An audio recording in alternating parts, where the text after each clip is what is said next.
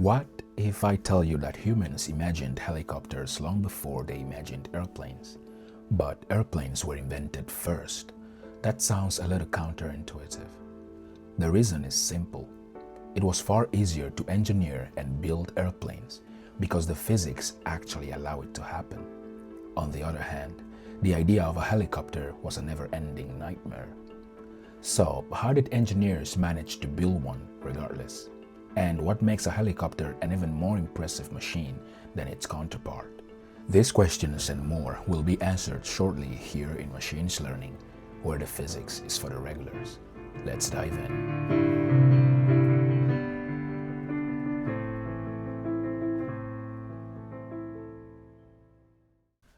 Flying is mainly broken down into two categories. Vertical flight, the motion of going up and down, and horizontal flight, which happens when motion goes from left to right or right to left. Helicopters fall under this first category, at least right after takeoff. The idea of vertical flight has been around for a long time, inspiring great minds like Leonardo da Vinci. He sketched one of the earliest vertical flying machines, which he called the aerial screw because of its shape. The modern helicopter came from a Chinese toy called bamboo copter. This toy inspired many that later became pioneers and designers of flying machines. One good example is Alphonse Pénaud, who made a toy based on the model, and one of those were given to the Wright brothers when they were little, and it inspired them to pursue the dream of flight. So, for non-technical people, in a colloquial way, you can say that a helicopter, even before it was born, helped design the first airplane. How poetic is that? Another Frenchman, Gustave de Ponton-d'Amécourt, created a steam-powered version of a machine that he called hélicoptère. His design never flew, but the name stuck forever. Many others came with more designs, and slowly, the idea became reality with the Russian-born aeronautical engineer Igor Sikorsky. The importance of his model will be discussed shortly, but he created the first stable, reliable, and scalable helicopter, which was a very hard thing to achieve. Let's now understand how helicopters fly. The first flying machines that humans truly understood in concept were vertical, but the first that truly worked reliably were horizontal. Horizontal flight is hard to imagine. Try explaining to a regular person that you must move forward first, and an invisible force called lift pushes you up, while gravity pushes you down, and drag tries to pull you back, while thrust keeps you moving forward. That's hard to understand, but it's easier to do than vertical flight, which the idea is something one can explain vaguely and be understood. You push air down and the object goes up. Simple to think of, but harder to do, and this is why. For an aircraft to take off the ground, they need a force to keep them up. In this case, that force is called lift. When you are in a car at a certain speed and you stick your arm out of the window, with your hand, if you slightly turn your palm at an angle, you can experience lift. That is because your palm pushes air downwards, making it go up. That slight turn, it's called angle of attack.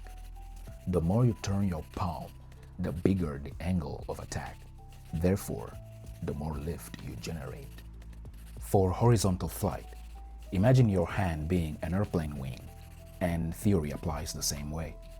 If you get a power source that makes the plane move forward, the wings just have to do one thing: change the angle of attack, and up you go. Now, in vertical flight, you can't move forward. You can only move up or down. How do you generate lift? And that's problem number one. The solution was to make wings that spin. To make the wings spin, you would need a structure that would make that happen, and that structure is what we call the main rotor. Let's modify our hand analogy a little bit. Instead of a car, imagine being on a turntable and you raised your arms in cross. The turntable and you on top of it would be the main rotor, and all the same theories will apply. But How do you make the main rotor spin fast enough to generate lift? That's problem number 2. To solve it, you need an engine. So you have a main rotor that can make the wings spin, and an engine that powers the main rotor. With the right angle of attack, the helicopter takes off without problem. Now comes problem number 3, Newton's third law. Back in high school, we learned about Sir Isaac Newton, the guy who invented calculus and left us 3 laws that we still obey to this day.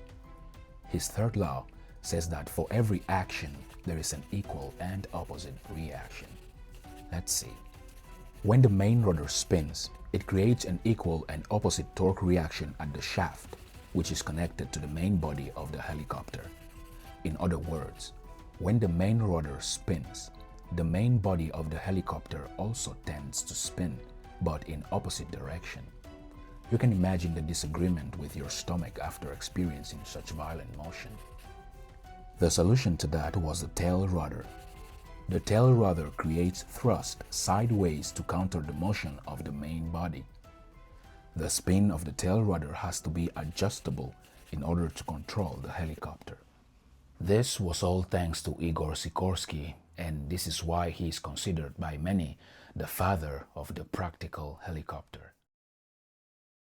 A journalist in the 1970s called Harry Reasoner once said, and I quote, "An airplane, by its nature, wants to fly. A helicopter does not want to fly. It is maintained in the air by a variety of forces and controls working in opposition to each other. And if there is any disturbance in this delicate balance, the helicopter stops flying immediately and disastrously. There is no such thing as a gliding helicopter." And yeah, philosophically, he's right. Modern helicopters are not designed with intuition or sketches alone.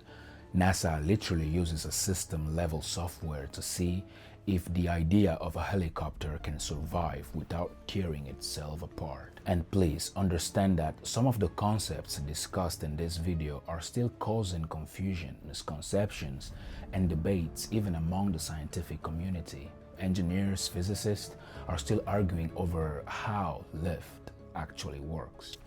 And some explanations were oversimplified for the context and purpose of this channel. So please feel free to go and check out the videos. And also, NASA has an extensive library about this subject. You can also go ahead and check that out. This is machines learning, and here the physics is for the regulars. And I'll see you next time.